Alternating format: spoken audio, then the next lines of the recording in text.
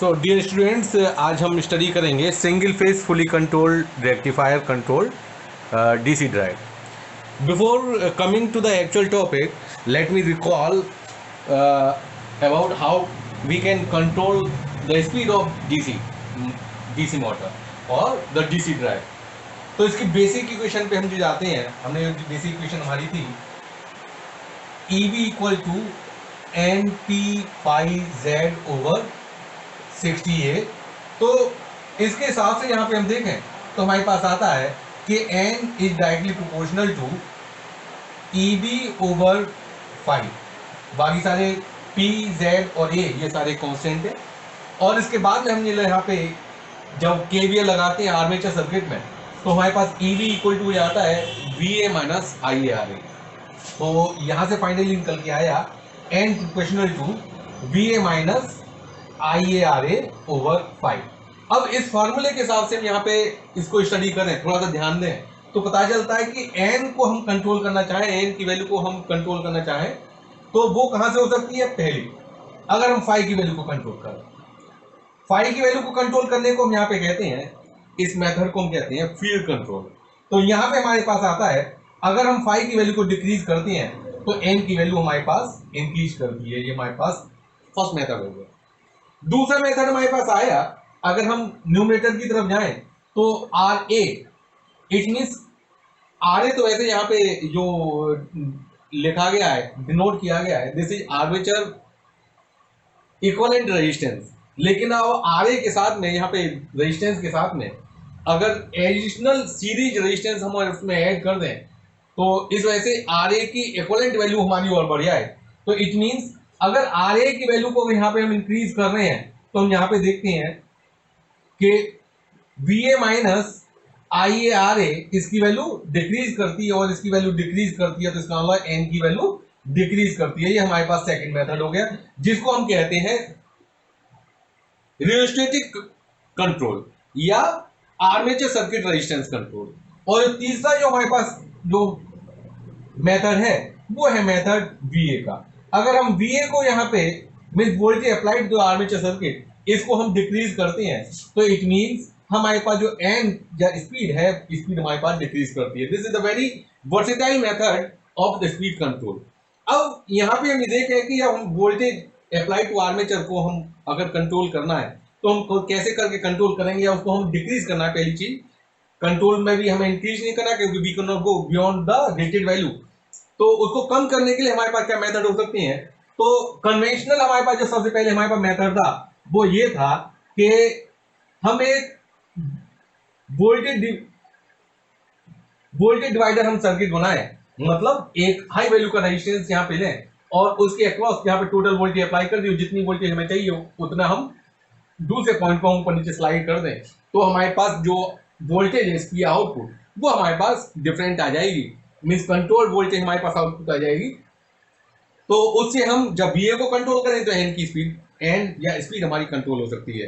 लेकिन यहाँ पे इस तरह के मेथड को यूज करने में हमारे पास सबसे बड़ा नुकसान ये आया कि जितनी पावर हम यहाँ पे मोटर में या आर्मेचर में यूज करेंगे हमारे पास वो वाली पावर, उससे ज्यादा हमारे पास पावर इस रियोस्टेट के अंदर या फिर एक्सटर्नल रेजिस्टेंस जो वोल्टेज डिवाइडर सर्किट है इसके अंदर हमारी खर्च हो जाएगी. तो इट मींस इस मेथड को हम जनरली यूज नहीं कर सकते. तो इसको यूज करने के लिए हमारे पास जो पुराने कन्वेंशनल मेथड में ही हम यहाँ पे देखें तो एक आता है हमारे पास बार्ली-यूनार्ड मेथड. उसमें हम क्या करते हैं कि VA लेने के लिए हम जो VA ले रहे हैं वो एक DC जनरेटर के थ्रू लेंगे और DC जनरेटर हमने लिया, DC जनरेटर की स्पीड को हम कंट्रोल करेंगे. DC जनरेटर की स्पीड कंट्रोल होगी तो इट मींस उसका आउटपुट कंट्रोल होगा. वो वाला आउटपुट हमने कनेक्ट कर दिया to the input of the DC motor जिसकी हमें स्पीड को कंट्रोल करना है, तो वहां से हम अपनी स्पीड को कंट्रोल कर सकते हैं. लेकिन इस मेथड में एक मोटर की स्पीड को कंट्रोल करने के लिए हमें एक और DC मशीन लगाने की जरूरत पड़ रही है. तो इस तरह के मेथड को भी हम जनरली यूज नहीं करते. पहले जब यूज किया जाता था जब हमारे पास पावर इलेक्ट्रॉनिक्स नहीं थी, लेकिन जब से हमारे पास पावर इलेक्ट्रॉनिक्स आई, पावर इलेक्ट्रॉनिक्स में हमारे पास कन्वर्टर्स जब से हमारे पास इन्वेंट हुए, उसके बाद में क्या हो रहा है कि अब जो वेरिएबल वोल्टेज हमें आउटपुट मिलना है कि जिसकी हमें रिक्वायरमेंट है वो हम आसानी के साथ वेरी सिंपल मेथड से और बहुत कम पैसे में इकोनॉमिकली हम पावर इलेक्ट्रॉनिक सर्किट के थ्रू इसको हम ले सकते हैं। तो जब से ये पावर इलेक्ट्रॉनिक्स हमारे पास आई, पावर इलेक्ट्रॉनिक कन्वर्टर हमारे पास आए, तब से एक बहुत बड़ा रिवोल्यूशन आया और हम डीसी मशीन या डीसी मोटर की स्पीड को बहुत आसानी से कंट्रोल कर सकते हैं, या डीसी ड्राइव को हम कंट्रोल कर सकते हैं। तो इसको कंट्रोल करने के हमारे पास फिर दो मेथड आए, वो डिपेंडिंग ऑन कि हमारे पास जो सप्लाई है वो सप्लाई कैसी है। अगर हमारे पास सप्लाई एसी है, एसी सप्लाई है, तो एसी सप्लाई को यूज करके हमें चाहिए कंट्रोल डीसी सप्लाई, तो हम यूज करेंगे कंट्रोल रेक्टिफायर। और कंट्रोल रेक्टिफायर भी हमारे पास सिंगल फेस हो सकते हैं या थ्री फेस हो सकते हैं। अगर थ्री फेस सप्लाई है then we can use three phase control rectifier, और अगर सिंगल फेस सप्लाई है तो हम यूज कर सकते हैं सिंगल फेस कंट्रोल रेक्टिफायर। और कंट्रोल रेक्टिफायर भी हमारे पास अलग तरह के हमारे पास होते हैं, fully control, half control, dual control और अलग अलग तरह के। उसके बाद में फिर दूसरा हमारे पास मेथड है कि अगर हमारे पास जो सप्लाई है, सप्लाई अगर डीसी है, then we can go through chopper circuit. अब चोपर सर्किट का यूज करके भी काम कर सकते हैं। तो वन बाय वन हम दोनों को डिस्कस करेंगे। इस लेक्चर में हम यहाँ पे डिस्कस कर रहे हैं कि जब हमारे पास सप्लाई एसी है और सप्लाई एसी सप्लाई को यूज करके हमें अपनी डीसी मशीन को कंट्रोल करना है। और यहाँ पे कंट्रोल करने में यहाँ पे बता दें, हम यूजिंग आर्मेचर वोल्टेज कंट्रोल जब यहाँ पे हम कर रहे हैं, तो जनरली हम जब इस तरह की ड्राइव का यूज किया जाता है, then we use separately excited DC machine. Separately exciting में हमारे पास क्या होगा, जो फील्ड वाइंडिंग है, उस फील्ड वाइंडिंग को हम सेपरेट सर्किट के थ्रू हम एक्साइट करेंगे। इट मींस उसकी वोल्टेज हमें चाहिए कांस्टेंट। तो उसकी कांस्टेंट वोल्टेज के लिए we can apply either controlled rectifier और अनकंट्रोल्ड रेक्टिफायर। अनकंट्रोल्ड रेक्टिफायर से हमारा काम चल सकता है। अनकंट्रोल्ड मींस जहां पे हम रेक्टिफायर में थायरिस्टर की बजाय डायोड का यूज करेंगे, तो वो वाला सर्किट हमारे पास अलग रहा फील्ड वाइंडिंग का। और कंट्रोल जहां पे हमारे पास आ रहा है, कंट्रोल हमें करना है आर्मेचर वोल्टेज को। तो आर्मेचर वोल्टेज को कंट्रोल करने के लिए हम अप्लाइड वोल्टेज हम इसको देंगे using single phase fully controlled rectifier. तो उसका पहले हम यहाँ पे हम सर्किट बना रहे हैं। तो सर्किट देखें, अब यहाँ पे single phase fully controlled rectifier का हमने सर्किट बनाया है सर। तो यहाँ पे हमारे पास दो लेग्स होते हैं, जिसके अंदर दोनों लेग में दो दो थायरिस्टर यहाँ पे हैं, T1, T4, T3 and T2। और इसमें ऐसे करके इसका ऑपरेशन होता है, किसी भी एक टाइम पे दोनों में से किसी एक थायरिस्टर को हम किया जाता है। किसी भी कंडीशन में किसी भी के ये दोनों थायरिस्टर हमारे पास ये ऑन नहीं होंगे, तो उस हिसाब से हम यहाँ पे पहले जो हमने यहाँ पे सिंबल्स यूज किए हैं हम उनके बारे में बता दें। तो ये हमने single phase AC supply let जो हमने सप्लाई अप्लाई कर रहे हैं, जैसे Vs equal to Vm sine omega T. तो जिसके अंदर Vm is the maximum voltage, the peak voltage, and omega equal to 2 pi f is the angular frequency of the AC supply. इसके साथ में अगर यहाँ पे देखें तो डीसी आर्मेचर को यहाँ पे हमने शो किया हुआ है RA, LA और EB से। ये डीसी आर्मेचर हम यहाँ पे देखें, देन दिस सर्किट यहाँ पे हमारे पास ये आर्मेचर आया। आर्मेचर के अंदर यहाँ पे शो करते हैं बाई बैक EMF EB, और इसके RA और LA इसके साथ में यहाँ पे हम सीरीज में जोड़ के इसके दिखाते हैं। जब डीसी सप्लाई का हम प्योर डीसी सप्लाई का यूज करते हैं, तो डीसी सप्लाई के प्योर यूज करने में LA को शो नहीं किया जाता है, क्योंकि वहां पर जब कांस्टेंट डीसी सप्लाई है तो इट मींस करंट भी वहां पे कांस्टेंट है। करंट जब कांस्टेंट है तो DI बाई dt वो भी कांस्टेंट है। DI बाई dt जब कांस्टेंट होता है तो voltage across the inductor is constant is 0, तो वहां पे उसको नहीं लिया जाता है। लेकिन जब हम यहाँ पर सप्लाई जो डीसी सप्लाई यहाँ पे इसके लिए अप्लाई कर रहे हैं, वो प्योर डीसी नहीं है, वो पल्सेटिंग डीसी होगी। वो हम देखेंगे कैसे करके हमारी पल्स आती है, उसकी वेवफॉर्म कैसे होती है। तो उसके बाद में हमें पता चलेगा वो प्योर डीसी नहीं। तो जहाँ पे प्योर डीसी इट मींस वहां पे DI बाई dt कुछ ना कुछ डेफिनेट वैल्यू होगी, और जब डेफिनेट कुछ वैल्यू होगी इट मींस वहां पे LA भी संग में काम करेगा। तो इन तीनों चीजों को हम यहाँ पे अकेले RLE ये सर्किट एलिमेंट से इसको डिनोट कर दिया। और अब इसको हम यहाँ पे हम शो करेंगे, अब यहाँ पे यूज करेंगे इन डिफरेंट इक्वेशंस। इसके साथ में जो हमारे पास मोटर की हम जो इक्वेशंस यूज करनी है, मोटर की हम दो इक्वेशंस को यूज करेंगे, और वो हमारे पास इक्वेशन है EB equal to KB omega M। अभी जो हमने पहले वहां पे दिखा था EB equal to NP 5Z over 60 है, वहां पे N जो स्पीड थी, यहाँ पे हमने पहले स्टार्ट किया था EB equal to NP 5Z over 60 है। यहाँ पे N जो हमारे पास स्पीड थी, ये थी हमारे पास RPM में। अब इसके बजाय यहाँ पे अब RPM की बजाय अगर यहाँ पे रेडियन पर सेकेंड की हम स्पीड डिनोट करें by omega M, the speed of motor, तो जो KB is a proportionality constant, जो बची हुई सारी टर्म्स को यूज करके और RPM और रेडियन पर सेकेंड का जो कन्वर्जन फैक्टर है, इन दोनों को यूज करने के बाद में आता है, वो KB यहाँ पे हो गया प्रोपोर्शनलिटी कांस्टेंट, जिसको मशीन कांस्टेंट भी कहा जाता है। और दूसरा हमारे पास आ गया, दूसरा हमारे पास जो आया T इक्वल टू KT आई है, तो यहाँ पे KT भी एक प्रोपोर्शनलिटी कांस्टेंट है, जो हमारे पास आता है T proportional to phi I S है। जब यहाँ पे हम देख रहे हैं फ्लक्स कांस्टेंट है, फ्लक्स कांस्टेंट है, तो इसका मतलब T प्रोपोर्शनल टू हो गया ओनली आई है, और प्रोपोर्शनलिटी कांस्टेंट हो गया हमारे पास KT। अब इन दोनों KB और KT में यहाँ पे देखें तो KB की जो डायमेंशंस हैं वो हमारे पास आई, वो डायमेंशंस हमारे पास होंगी EB के हिसाब से यहाँ पे वोल्ट पर रेडियन पर सेकेंड, और यहाँ पे हम KT की डायमेंशन यहाँ पे हम देखें तो KT की हमारे पास डायमेंशन आई जो हमारे पास न्यूटन मीटर पर एम्पियर। दोनों की डायमेंशन अलग अलग हैं, लेकिन हम यहाँ पे देखें दोनों कि जब इसको डेरिवेशन को हम आगे की तरफ जाएंगे तो हमारे पास पता चलता है कि इन दोनों की KB और KT, इन दोनों की न्यूमेरिकल वैल्यू दोनों की सेम है। It means numerical value of KB equal to numerical value of KT, and this is equal to K। हम अकेले एक कांस्टेंट K से इसको आगे डिनोट करेंगे। अब आगे इसकी वर्किंग के लिए यहाँ पे हम देखें तो वर्किंग में एनालिसिस के यहाँ पे डिफरेंट रूल्स को हम पहले एक एक करके हम डिस्कस करेंगे। तो हमारे पास उन रूल्स के हिसाब से अभी हम यहाँ पे हम जो देखेंगे कि इसकी जो जब इसको कहा जाता है फुली कंट्रोल्ड रेक्टिफायर, तो इसका एक दूसरा नाम हमारे पास आता है, इसको हम कहते हैं phase controlled rectifier. Controlled rectifier जो हमारे पास है, this is phase controlled rectifier.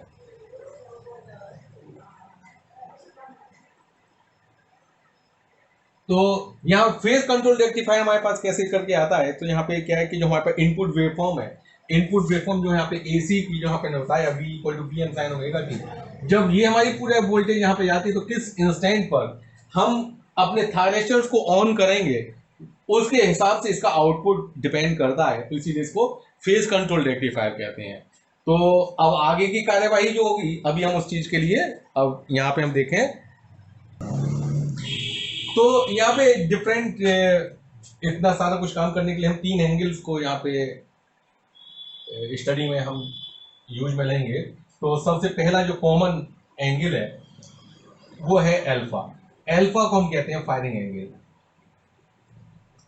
Firing angle क्या है कि जिस इंस्टेंट पर हम थायरिस्टर्स को हम ऑन करते हैं उस इंस्टेंट को हम डिनोट करते हैं बाय फायरिंग एंगल, और वो हमारा क्या है, उस फायरिंग एंगल को हम डिफाइन करें तो फायरिंग एंगल डिफाइन करने का हमारे पास जो मेथड है, एक तो बिल्कुल देसी तरीका हम ये अगर मान के चलें वो ये है कि जिस पॉइंट पर अगर हम थायरिस्टर की बजाय डायोड लगाएं और डायोड जहां से ऑन हो जाएगा वहां से फायरिंग एंगल की शुरुआत होगी। इट मींस वहां पे firing equal to alpha equal to 0 degree होगा, और वहां के बाद में जितनी टाइम के बाद में हम फायरिंग पल्स देंगे जहां से थायरिस्टर ऑन होगा, इन दोनों के बीच की डिस्टेंस, इन दोनों के बीच का जो टाइम होगा ओमेगा टी, उसको हम अल्फा से डिनोट करते हैं। मतलब अगर ये वाला हम सर्किट यहाँ पे यूज करें, इस सर्किट में थायरिस्टर की बजाय में डायोड लगाएं तो T1 और T2 जैसे ही हमारे फॉरवर्ड होंगे इस पॉजिटिव पल्स के स्टार्ट होने में, it means when omega T equal to 0,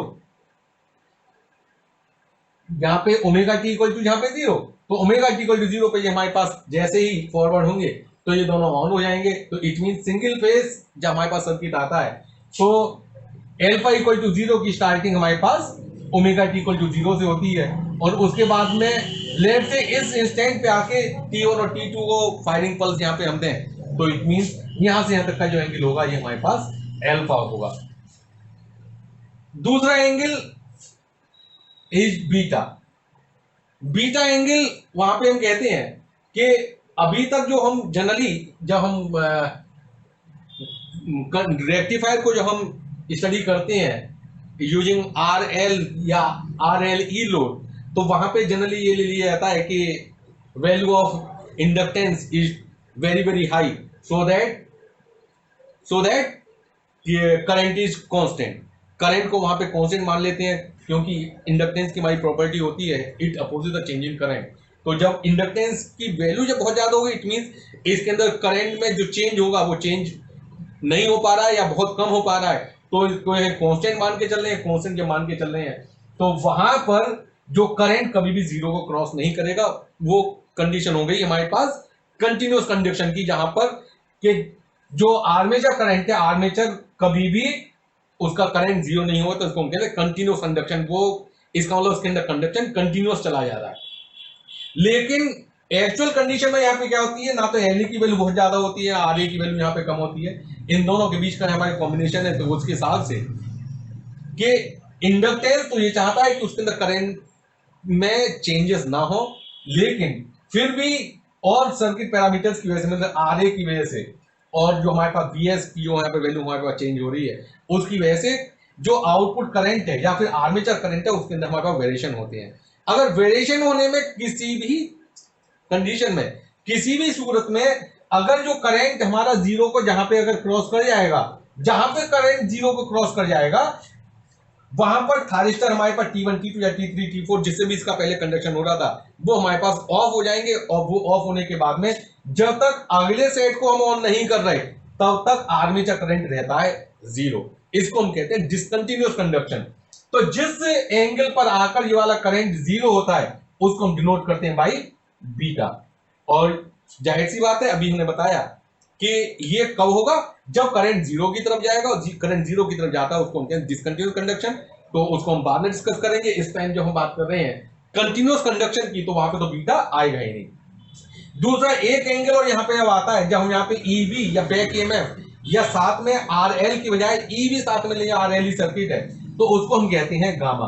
gamma क्या है, गामा वो एंगल है जहां पर अगर मैं यहाँ पे पहले गामा की रिक्वायरमेंट हमारे पास कहाँ आई पहले हम इस चीज के लिए देखें, तो अगर मान लिया कि हमारी फॉरवर्ड या फिर ये पॉजिटिव हाफ वेव की हम अप्लाई कर रहे हैं, तो पॉजिटिव हाफ वेव अप्लाई करने में इस पॉइंट पे यहाँ पे प्लस आया, और ऐसे करने के बाद में इधर आने के बाद में ऐसे करके यहाँ पे हम घूम के आए, और ऐसे करके यहाँ पे आके T2 में यहाँ पे इधर आए, इधर की तरफ माइनस आया, और ऐसे करके यहाँ पे BS तक यहाँ पे हम ये आ रहे हैं।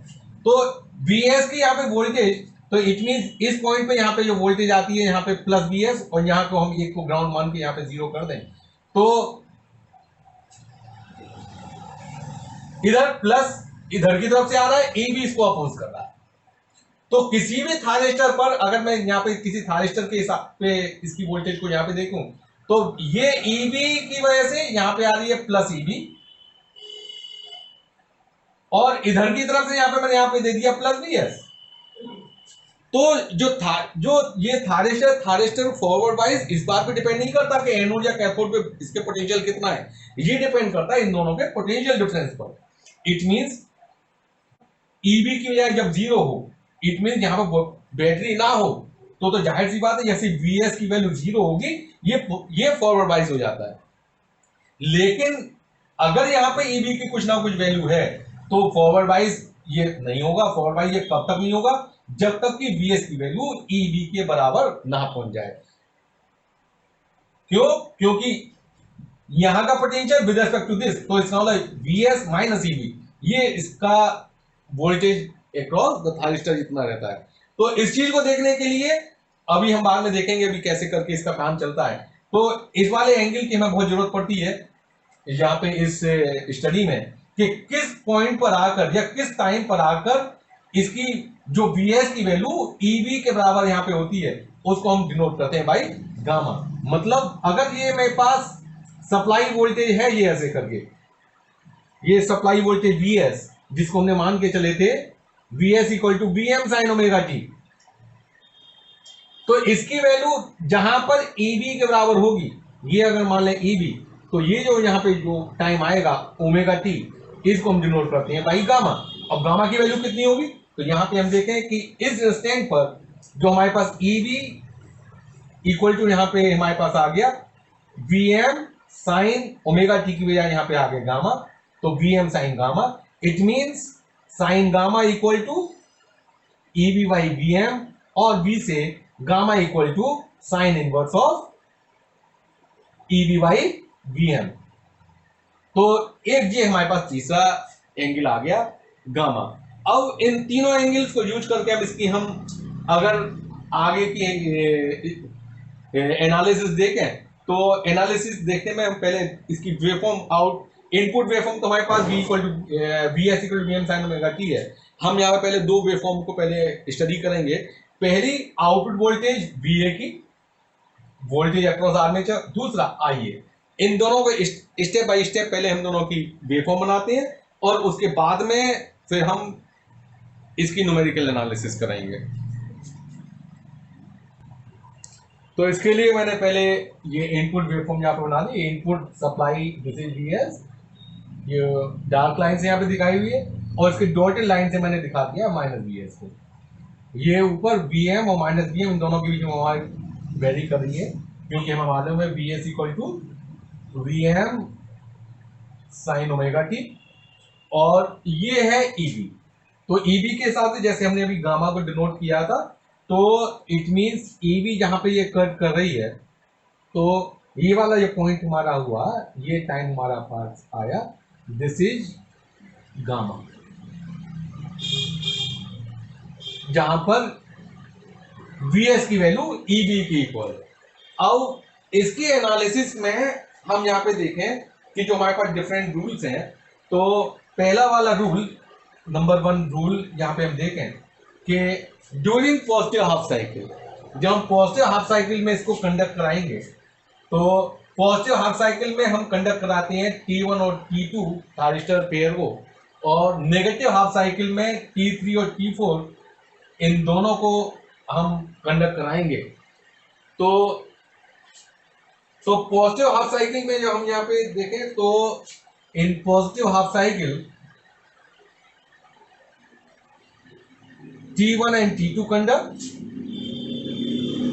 और जब T1 और T2 कंडक्ट करेंगे, अभी हमने किया कि कंडक्ट करते हैं, जब डायोड होगा तो हमेशा कंडक्ट करेंगे, लेकिन जब थारिस्टर है तो हमारे मैंने अभी इससे पहले जब फायरिंग एंगल को डिफाइन किया था, तो यह है कि जब हम T1 और T2 को फायर करेंगे in forward wise, it mean positive half cycle में जब T1 T2 को फायर किया जाएगा, तब ये दोनों कंडक्ट करेंगे। और अगर ये दोनों कंडक्ट करती हैं, तो उस केस के लिए यहाँ पे हम ये देखें कि ये जो सिंबल है यहाँ से इधर की तरफ से यहाँ पे भी देखते हैं, Vs ऐसे करके यहाँ से आया, तो यहाँ पे प्लस Va की तरह यहाँ पे प्लस यहाँ पे आ गया, और इधर की तरफ यहाँ पे हम देखें T2 के बाद में यहाँ पे आ गया माइनस। इट मींस उस केस के लिए हमारे पास जो Va की वैल्यू आई, वो Va इक्वल टू हो गया Vs, और Vs इक्वल टू हो गया Vm साइन ओमेगा टी। तो आगे जब भी हम देखें T1 T2 जब भी हमारे कंडक्ट करेंगे पॉजिटिव हाफ साइकिल में, और चाहे बाद में नेगेटिव हाफ साइकिल चले आए, लेकिन जब भी T1 और T2 कंडक्ट करेंगे उसके इसके लिए V equal to Vs equal to Vm sine omega T. Similarly जब नेगेटिव हाफ साइकिल हमारे पास आई, तो नेगेटिव हाफ साइकिल में हम कंडक्ट कराएंगे T3 और T4 को, और अगेन इसके लिए वही है कि T3 और T4 को हम कंडक्ट करा सकते हैं नेगेटिव हाफ साइकिल, और कंडक्ट कब करेंगे, जब हम T3 T4 दोनों को हम फायरिंग पल्स देंगे। तो जब हमने T3 और T4 दोनों को फायरिंग पल्स दी, तो उस केस के लिए यहाँ पे हम देखें कि ये रहा हमारे पास T3 ऊपर प्लस Va की तरफ से यहाँ पे आए T3, और ये हमारे पास यहाँ पे जुड़ रहा है माइनस Vs की तरफ, और T4 माइनस Va की तरफ से आया, और ये यहाँ पे आगे जुड़ेगा प्लस Vs से। इट मींस अब जो हमारा पोलरिटी है, पोलरिटी हमारी पलट जाएगी और उस केस के लिए हमारे पास वी ए की वैल्यू हो जाएगी माइनस वी एस के। Minus V S mean minus V M sine omega T. इसीलिए मैंने यहाँ पे प्लस वेवफॉर्म वी एस के साथ में माइनस वी एस वेवफॉर्म भी यहाँ पे शो करी हुई। अभी हम इसका देखेंगे आउटपुट कैसे करके आता है। दूसरा इसका रूल है कि इनको ऑन करने की कंडीशन जो मैंने आपको बताई, ऑन हम कब कर सकते हैं। ऑन करने का है कि किसी भी थारिस्टर को ऑन करने की हमारी पहली कंडीशन होती है वो थारिस्टर फॉरवर्ड बाइस दो। फॉरवर्ड बाइस जाहिर सी बात है कि T1 और T2 हमारे पास पॉजिटिव हाफ साइकिल में फॉरवर्ड बाइस हो सकते हैं। इसी तरह से T3 T4 negative half cycle में फॉरवर्ड बाइस हो सकते हैं, होंगे नहीं ऐसा जरूरी नहीं है। होने की जो बात आती है वो डिपेंड करेगा, जैसे अभी जब मैंने ईबी और ईबी के इफेक्ट को यहाँ पर मैंने बताया था उसके हिसाब से यहाँ पे देखेंगे। तो ये है कि इनको फायरिंग हम यहाँ पे जो करेंगे तो फायरिंग करने की जो हमारे पास कंडीशन है तो वो अगर डिसकंटिन्यूअस कंडक्शन है तो डिसकंटिन्यूअस कंडक्शन में इट मींस कि उससे पहले करंट जीरो हो चुका होगा। करंट जब तक जीरो हो चुका होगा इट मींस उस केस के लिए कि जो IA के अंदर जो करंट है वो जीरो, तो IA के अक्रॉस जो हमारे पास वोल्टेज होगी V = L /dt उसकी वैल्यू जो यहाँ पे जीरो होगी। अगर वो हमारे पास वैल्यू यहाँ पे जीरो हो गई तो इट मींस अब जो हमारे पास इन दोनों को जो हमने बताया था कि इधर की तरफ यहाँ पे इस थायरिस्टर में ऊपर की तरफ यहाँ पे आई वैल्यू EB और यहाँ पे आ रही है वैल्यू प्लस VS। तो इसको फॉरवर्ड बाइस होने के लिए जरूरी है कि VS की वैल्यू EB से ज्यादा हो। तो VS की वैल्यू EB से ज्यादा हो वो तभी ऑन हो सकता है। इट मींस जो एल्फा की वैल्यू है, एल्फा जो हम यहाँ पे लेंगे वो इस टाइम के बाद में आए। It means alpha should be greater than gamma in case of discontinuous conduction की बात करेंगे। डिसकंटिन्यूअस कंडक्शन जहां पर LA को हम इग्नोर कर रहे हैं या LA का इफेक्ट है, LA के इफेक्ट को हम इग्नोर करें, ये तब की केस है कि वहां पर जब तक एल्फा की वैल्यू गामा से ज्यादा नहीं होगी, इस रीजन में आने के बाद VS की वैल्यू EB से जब तक ज्यादा होगी, EB से जब ज्यादा होगी तब T1 या T2 फॉरवर्ड बाइस होंगे और जब फॉरवर्ड बाइस होंगे तब भी हम इसको एल्फा को अप्लाई कर सकते हैं, तभी इसको हम ऑन कर सकते हैं। लेकिन जब कंटिन्यूअस कंडक्शन की हम बात करें तो कंटिन्यूअस कंडक्शन में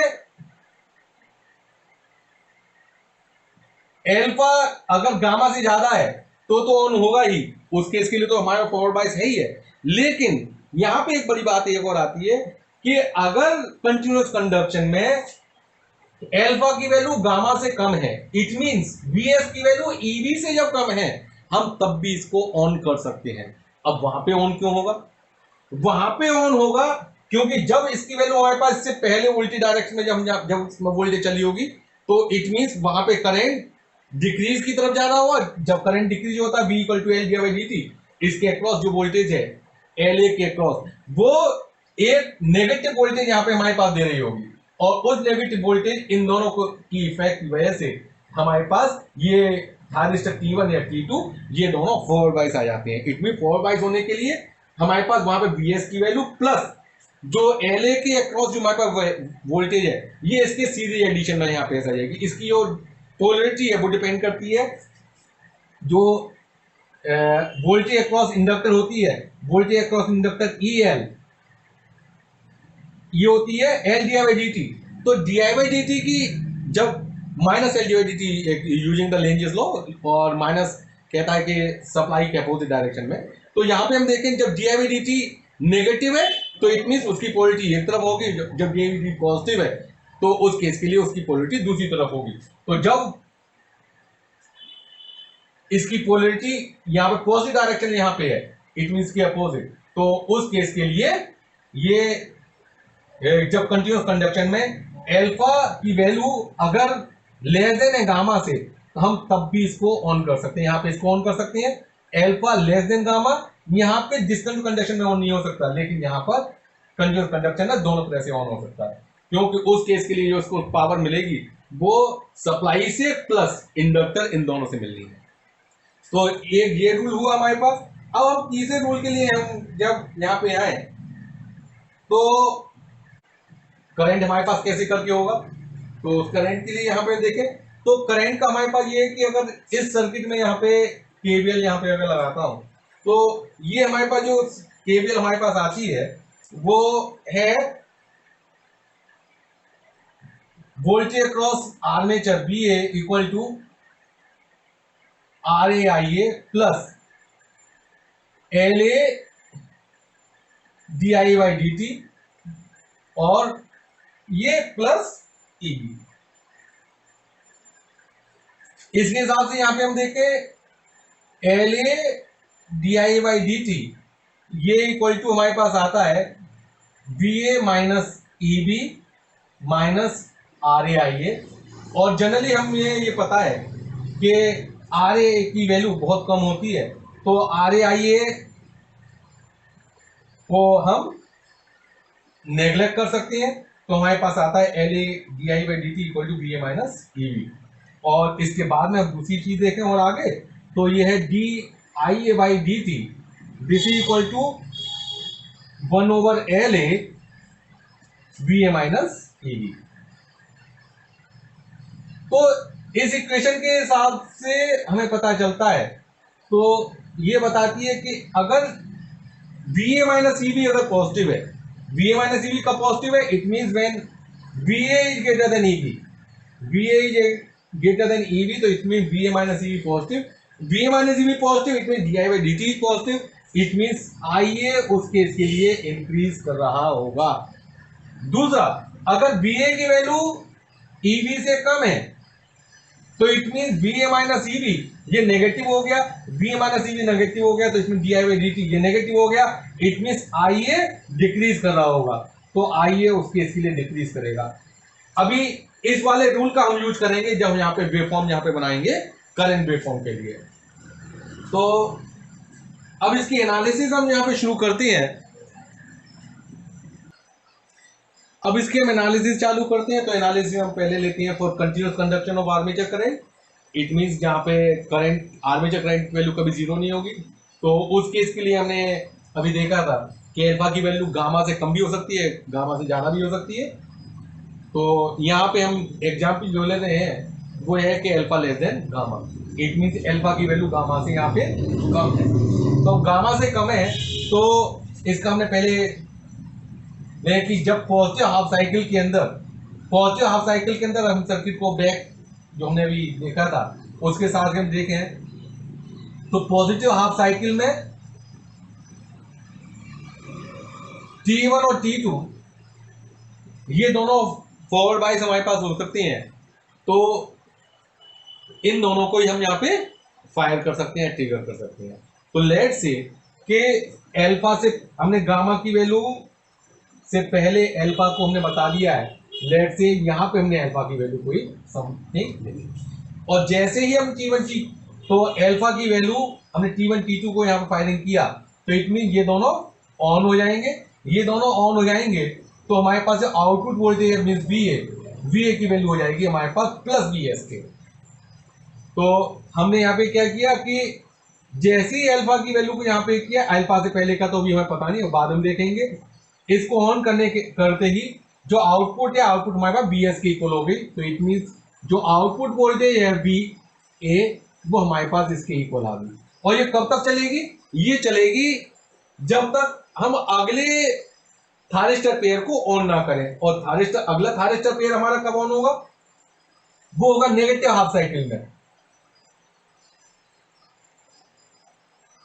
और ये वाली बात कॉमन है किसी भी तरह के कन्वर्टर के लिए कि जो अल्फा की वैल्यू हम नेगेटिव पेयर के लिए रखेंगे वही हम पॉजिटिव के लिए रखेंगे। इट मींस जब T1 T2 के लिए हमने यहां से अल्फा को काउंट किया है, means omega T equal to 0 से, तो नेगेटिव हाफ साइकिल हमारी यहां से स्टार्ट हुई पाई से, तो इट मींस अब उसका जो अल्फा चालू होगा वो यहां से स्टार्ट होगा।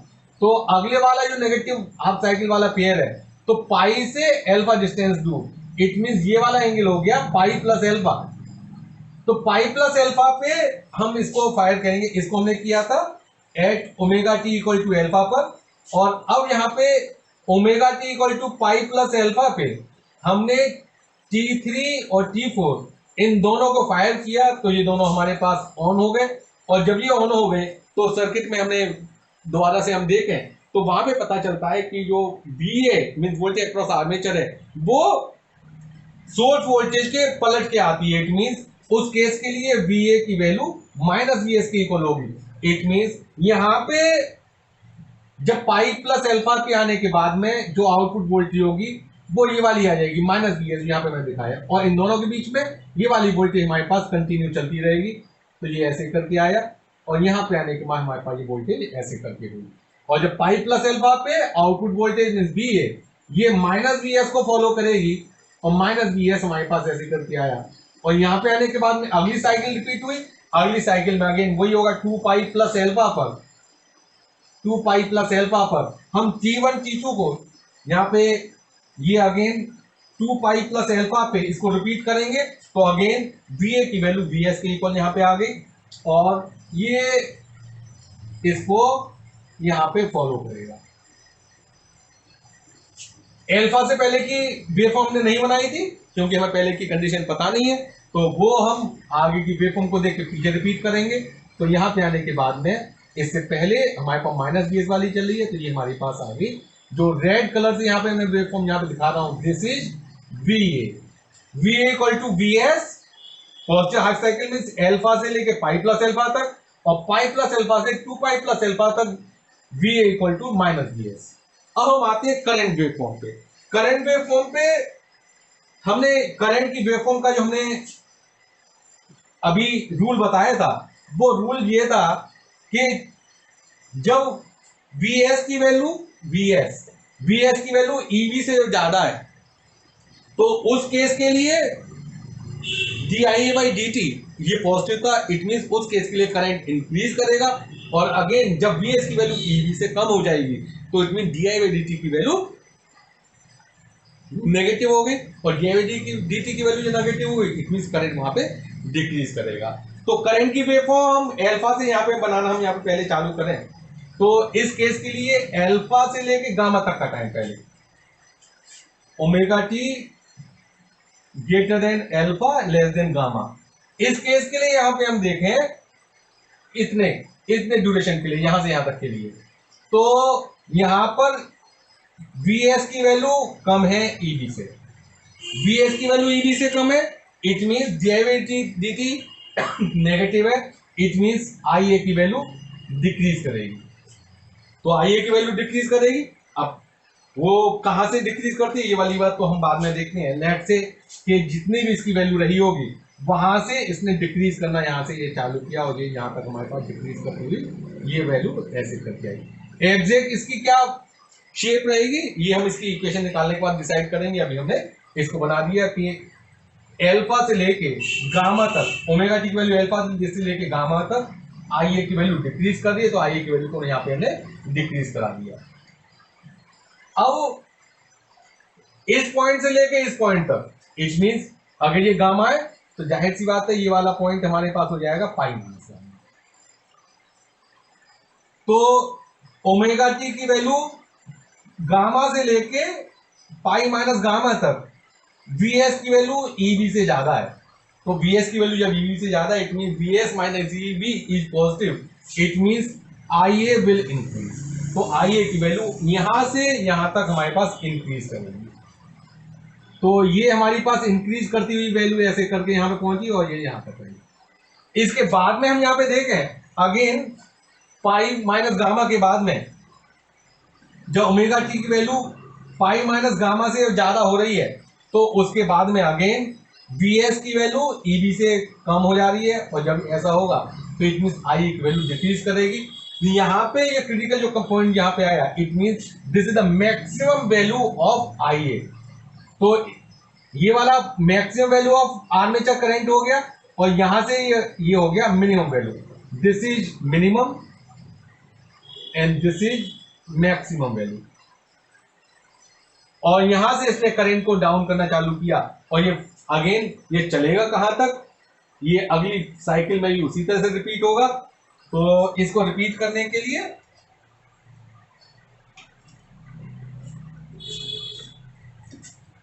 ये यहां पे भी मैं ईवी वाला ये पोर्शन दिखा दूं। इट मींस जहां पे ईवी की वैल्यू इससे कम हो रही है यहां तक ये डिक्रीज करना चालू करेगा, और ये पॉइंट यहां से करंट डिक्रीज करता हुआ ये जितनी पॉइंट यहां पर है उतनी ही वैल्यू तक ये डाउन करता हुआ ऐसे करते जाएगा,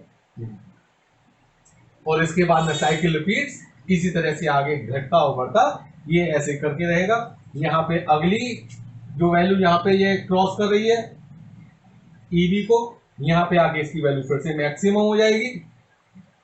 इस पॉइंट पे आके जितनी वैल्यू मैक्सिमम है उतनी वैल्यू यहाँ पे मैक्सिमम, और इस तरह से ये वाला जो आर्मेचर करंट है डिक्रीज और इंक्रीज करता रहेगा।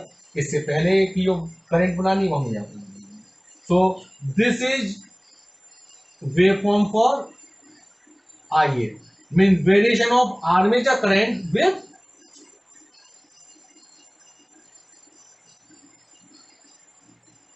यहाँ पे ये डिक्रीज करना जाएगा, और डिक्रीज अगली यहाँ तक इस पॉइंट तक करेगी यहाँ पे। So this is R. अब इसकी हमें एक्सप्रेशन यहाँ पे फाइंड आउट करनी है। इसकी एक्सप्रेशन क्या होगी? एक्सप्रेशन फाइंड आउट करने के लिए हम इसको अब पहले केवीएल के थ्रू इसको हम यूज करेंगे। तो या इस जो इसकी वेवफॉर्म है यहाँ पे हम देखें जो नेगेटिव वेव साइकिल में इधर की तरफ वो पॉजिटिव में, तो इट मीन्स एक बार हम इसको कर लें नेगेटिव पॉजिटिव में तो वहां से हमारा काम चल जाएगा। दूसरा, इस चीज के लिए हम यहाँ पे देखें कि एक इनपुट साइकिल यहां से लेके हमारे पास यहाँ तक जो आई, एक इनपुट साइकिल के अंदर जो आउटपुट की हमारे पास एक और एक दो पल्स आ रहे हैं।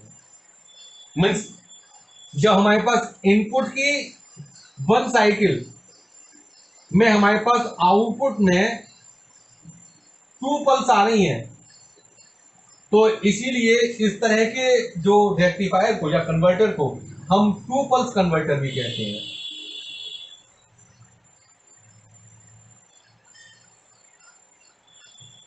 जितने भी इसकी नेमिंग होती है 1 पल्स, इसी तरह से कुछ कन्वर्टर को हम कहते हैं 1 pulse converter, 2 pulse converter, 3 phase में जाएंगे 3 पल्स कन्वर्टर, 12 और 6 पल्स कन्वर्टर। वो हमारी सारी इसी चीज पे डिपेंड करती है कि इनपुट सप्लाई की एक साइकिल के अंदर आउटपुट में जितनी पल्सेस हमारे पास आएंगी वो उसका नेम उस हिसाब से होता है।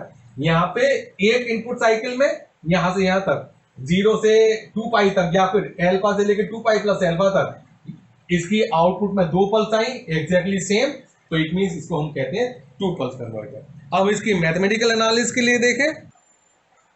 मैथमेटिकल एनालिसिस मींस मुझे अब पता करनी है आईए की एग्जैक्ट एक्सप्रेशन क्या है। हमें Vs पता है, Vs equal to Vm sine omega t. Va की पता है एल्फा से पाई प्लस एल्फा तक, Vs के equal means Vm sine omega T, और उसके बाद में minus Vm sine omega t. अब Ia की हमें एक्सप्रेशन पता करनी है, तो Ia की एक्सप्रेशन पता करने के लिए हमने इस ड्यूरेशन के लिए हम देख लेते हैं, बाद में वही सारी रिपीट होगी। It means for positive half cycle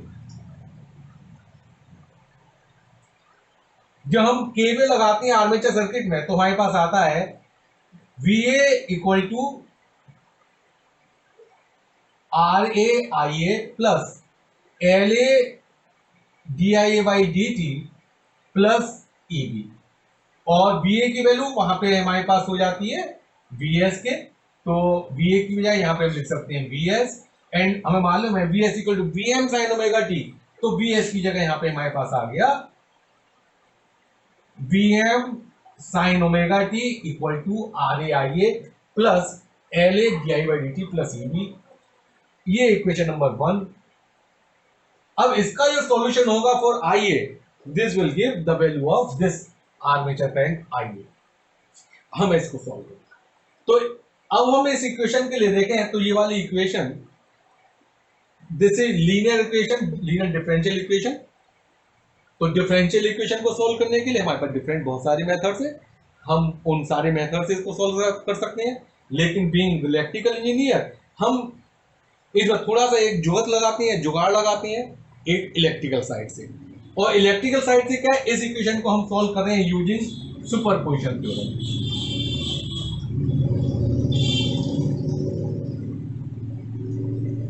superposition theorem क्या स्टेटमेंट का, it states that in any multi source network the total response is equal to the algebraic sum of all the responses taking one source at a time while suppressing others.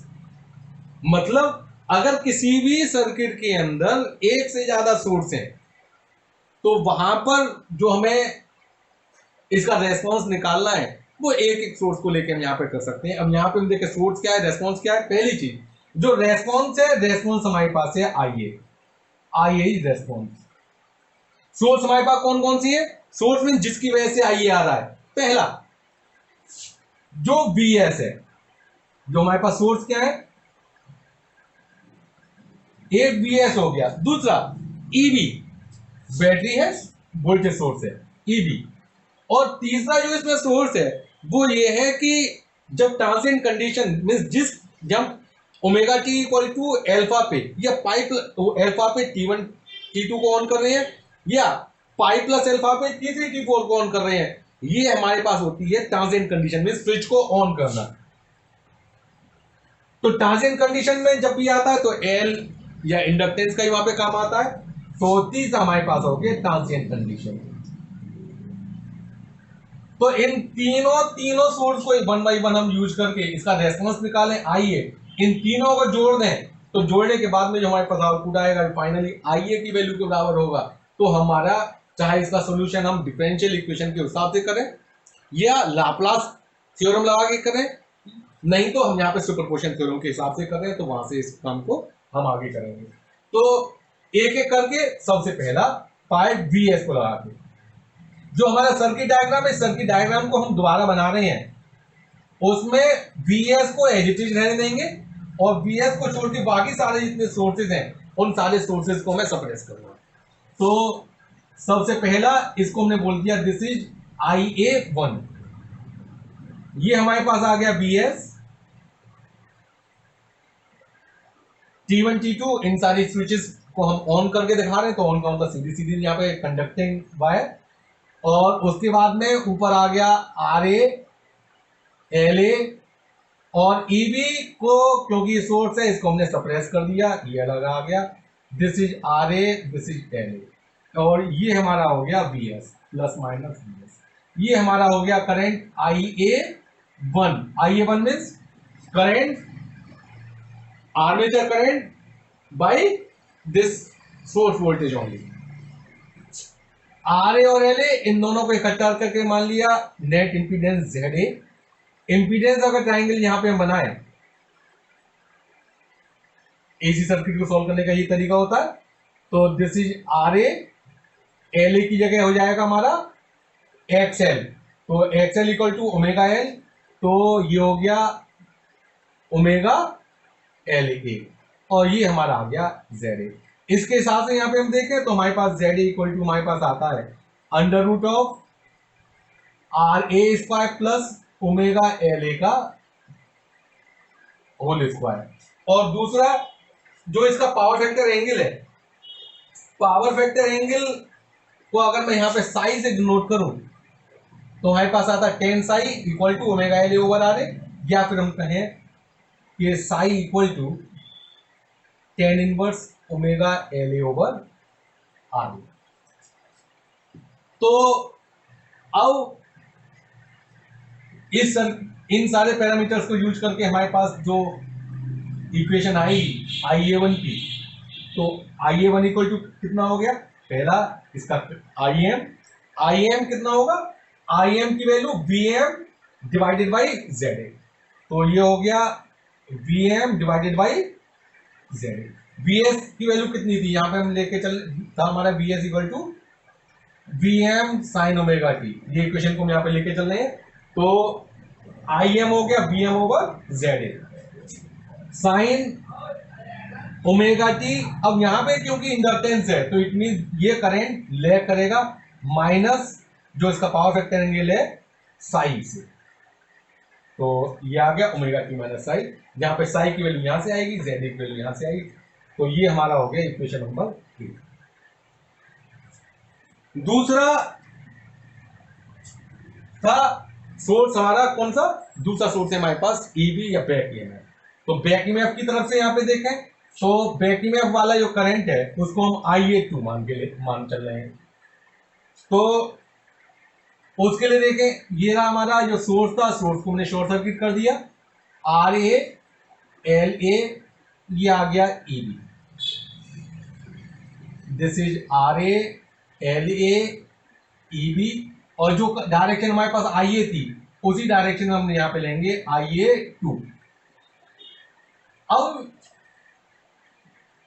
जब हम यहाँ पे DC supply लगा रहे हैं तो DC supply में inductance act से शॉर्ट सर्किट, तो जो शॉर्ट सर्किट की तरह एक्ट करेगा तो इसका मतलब LA की जगह हम यहाँ पे शॉर्ट सर्किट लगाएंगे, LA भी हट गया। अब LA भी हट गया, अब करंट की डायरेक्शन EV के प्लस में से निकल के जाएगी, इट मींस करंट की डायरेक्शन ऐसे करके आएगी। IA2 को हमने एज्यूम किया था इस डायरेक्शन में, तो इट मींस IA2 की जो वैल्यू आएगी, IA2 की वैल्यू होगी पहली चीज माइनस साइन क्यों? क्योंकि ये EV के पोलरिटी के अपोजिट है, तो minus EV over RA, this is equation B. अब हमारे पास एक कंपोनेंट हो बचता है, और वो कंपोनेंट कौन सा है? वो कंपोनेंट है हमारे पास ट्रांजिएंट कंपोनेंट, जो स्विच को ऑन करने की वजह से, स्विच को ऑफ करने की वजह से हमारे पास आ रहा है। तो third component, this is transient component.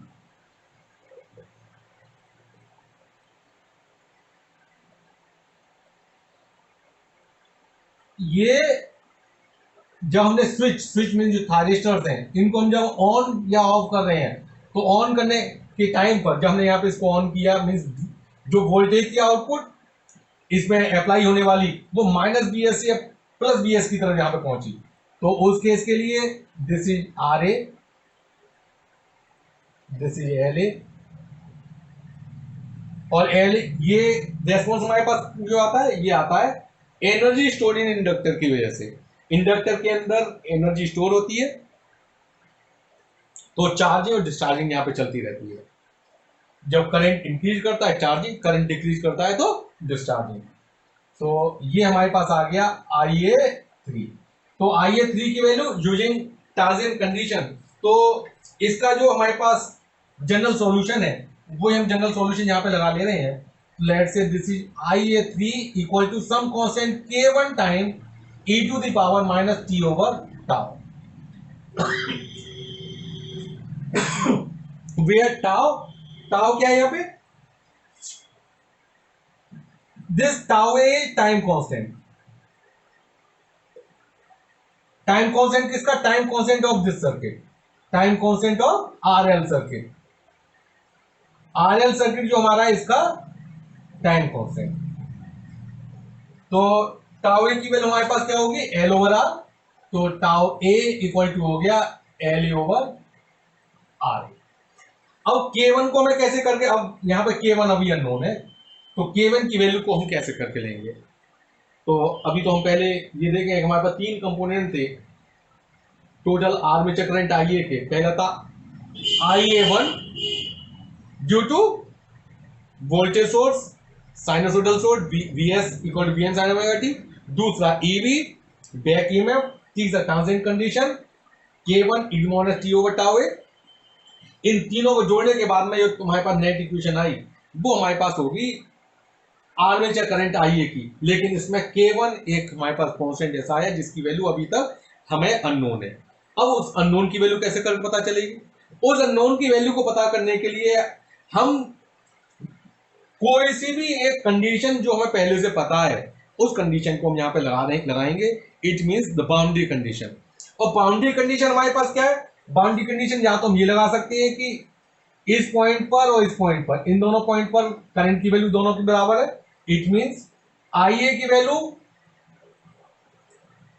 Gamma पे या यहाँ पे अल्फा पे लगा लें, क्योंकि अल्फा के साथ में चल रहे, गामा को यहाँ यूज नहीं कर रहे। तो यहाँ पे मैं अल्फा पे हम इसकी वैल्यू को देख लेते हैं कि अल्फा पर जितनी वैल्यू यहाँ पर है उतनी 5 प्लस अल्फा पे रहेगी।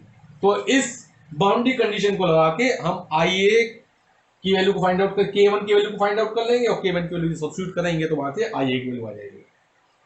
तो पहले इसका हम सॉल्यूशन स्टेप बाय स्टेप देखें। तीनों की वैल्यू को हमने सब्स्टिट्यूट किया तो IA की नेट वैल्यू हमारे पास जो आती है वो है इन तीनों की वैल्यू को सब्स्टिट्यूट कर दिया जो superposition theorem, I A with the function of omega t, I A one, I A two, I A three, तीनों को जोड़ दिया, तीनों को सब्स्टिट्यूट कर दिया, तो फाइनल हमारे पास आई ए ओमेगा टी की वैल्यू हमारे पास दिया।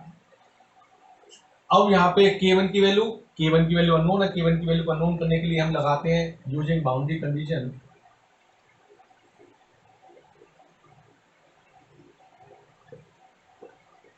बाउंड्री कंडीशन को यहाँ पे यूज करें तो हमारे पास जो मैंने बताया एल्फा और पाई प्लस एल्फा दोनों पे इसकी करंट की वैल्यू इक्वल होनी चाहिए, जैसे हमें वेवफॉर्म से पता चल रहा है। तो हम I A alpha equal to I A pi plus alpha, ये कंडीशन यहाँ पे पुट करेंगे इक्वेशन नंबर 2 में। तो इधर की तरफ पहले लेफ्ट हैंड साइड में इस पूरी इक्वेशन में जहां पे ओमेगा टी आ रहा है उसकी जगह में अल्फा पुट कर दें, और राइट हैंड साइड में जहां पे ओमेगा टी आ रहा है वहां पे पाई प्लस अल्फा को यहाँ पुट कर दें, तो हमारे पास K1 की वैल्यू आ जाएगी। अब इसमें सॉल्यूशन आप स्टूडेंट सब अपने आप कर लें, इसके थोड़े से कुछ हिंट्स हैं, उस हिंट्स को यहाँ पे आपको मैं बता दे रहा हूं। तो पहला तो ये है कि जहां पे ईबी है, ईबी जो हमने स्टार्ट लिया था, ईबी की जगह यहाँ पे आप ईबी की बजाय वहां पर इसकी इक्वेशन यहाँ पे ले लें, और वो इक्वेशन हमारे पास क्या थी, जो बैक ईएमएफ की इक्वेशन हमने निकाली थी वो थी E B equal to K B into omega M, where omega में the speed of the motor. और वो हम यहाँ पे क्यों ले रहे हैं, क्योंकि हमें इक्वेशन चाहिए स्पीड के टर्म में, ठीक है। और दूसरा, और वो हमें हिंट क्या लेना है कि जो tau A equal to L over R A, this is electrical time constant. अब यहाँ पे ये वाली टर्म है टी ओवर टाउ ए, इसको हम देख रहे हैं, टी ओवर टाउ ए को हम लिख सकते हैं इस तरह से, T divided by tau A की जगह एल ओवर आर ए। अब मैं न्यूमरेटर दोनों में अगर ओमेगा से यहाँ पे मल्टीप्लाई कर दूं तो ऊपर हो गया ओमेगा टी, नीचे हमारे पास आ गया omega L A over R A. अब omega L A over R A हम ये पहले देख चुके हैं, this equal to tan psi, ये R A, this is psi and this is omega L A. तो यहां से इसकी वैल्यू टेन साई के बराबर आ गई, इट मींस ये हमारा हो गया omega T four Sai. So it means ये वाली हमारी जो टर्म है इसको हम लिख सकते, तो जो फाइनल हमारे पास वैल्यू आएगी आई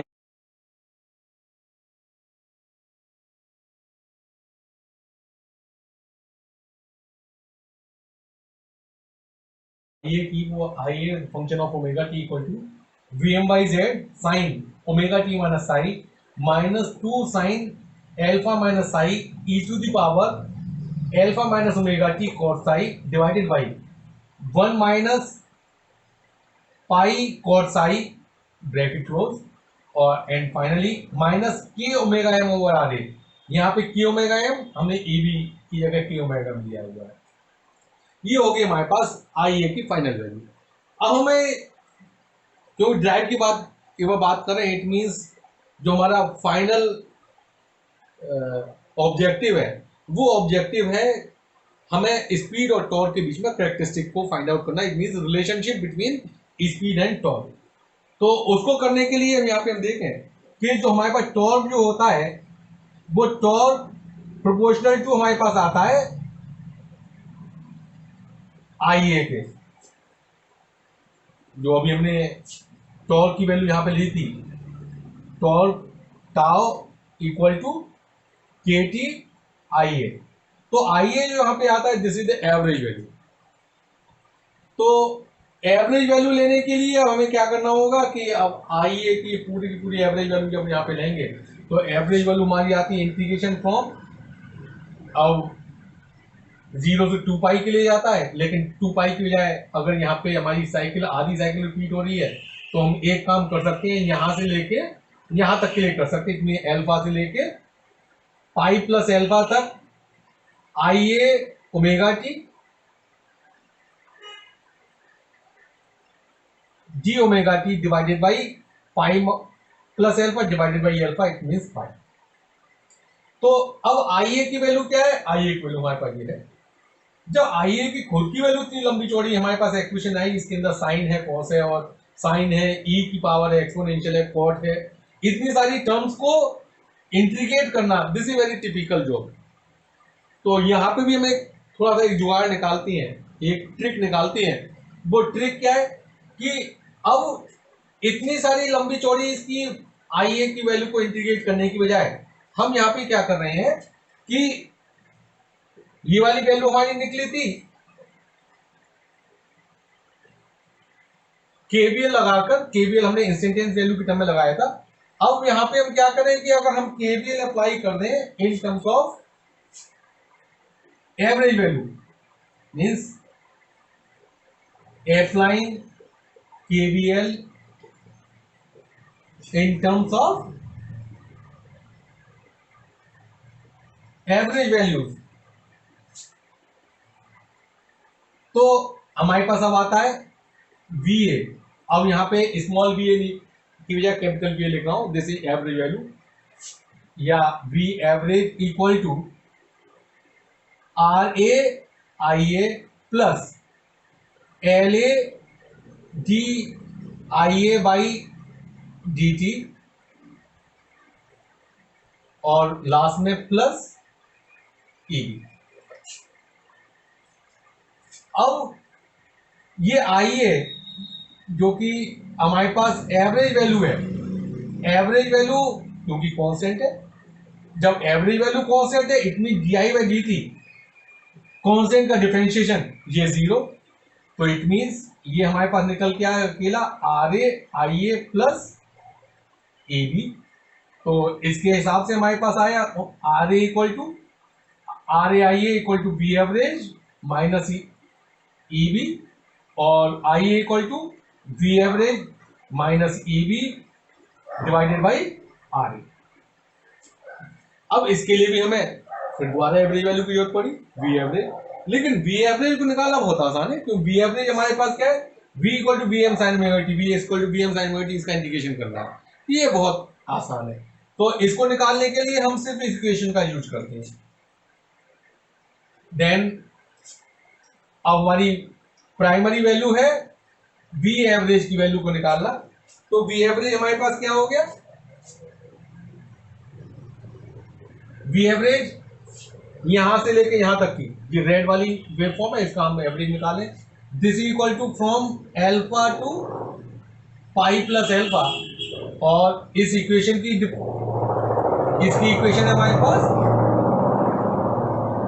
we M sine omega T, तो V M sine omega T D omega T divided by pi plus alpha minus alpha means pi, और इसका इंटीग्रेशन बहुत ज्यादा आसान हो गया, बी एम को हमने कॉमन ले लिया, बी एम और पाई, साइन ओमेगा टी का इंटीग्रेशन हमारे पास हो गया माइनस कॉस ओमेगा टी, और इसकी वैल्यू को हम पुट कर दें, लिमिट्स को पुट कर दें एल्फा और pi plus alpha, then finally जो हमारे पास वी एवरेज की वैल्यू हमारे पास जो निकल के आई वो निकल के आई, this is equal to 2 V M over pi cos alpha.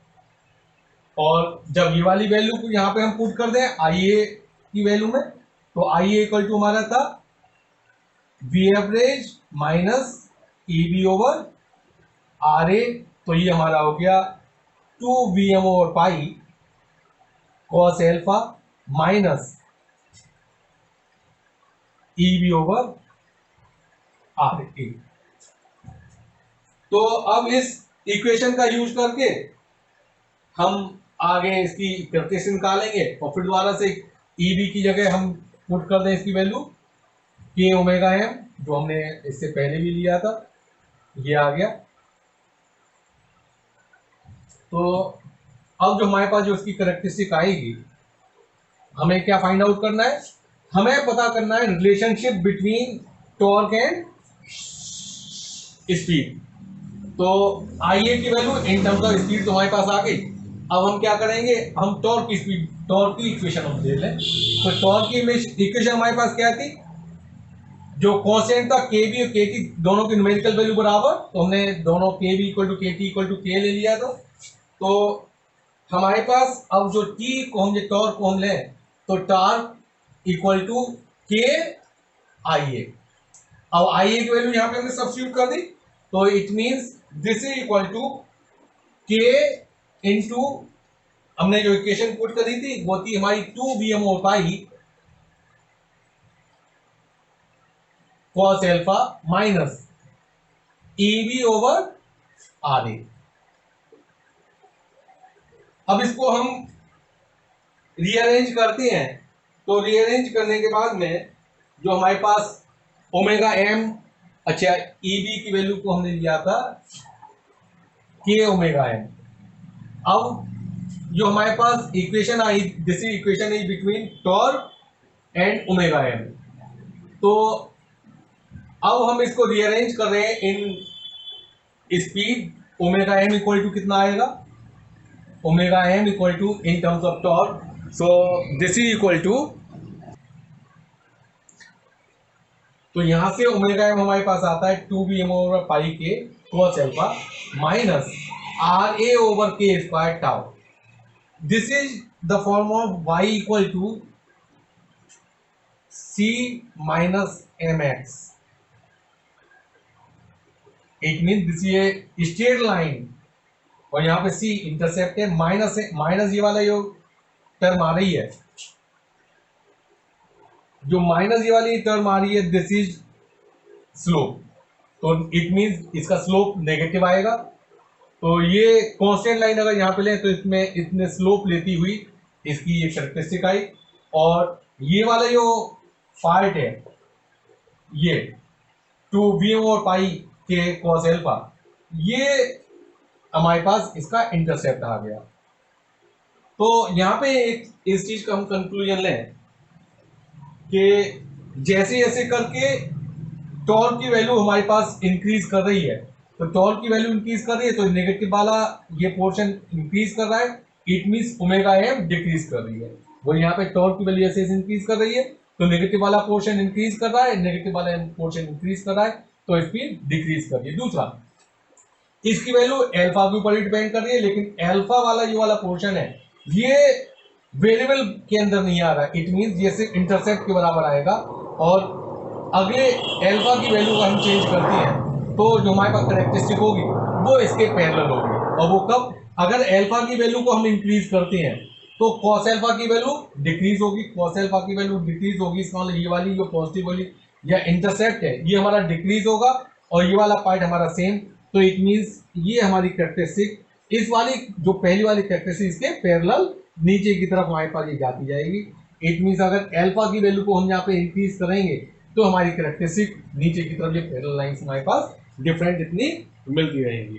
So in this way we can control our speed of DC drive. यहाँ पे हमने लिया था सेपरेटली एक्साइटेड डीसी ड्राइव और इसी तरह से किसी भी तरह की डीसी मशीन के लिए इसको हम अप्लाई कर सकते हैं। सो this is all about single phase fully controlled rectifier control DC drive. Thank you.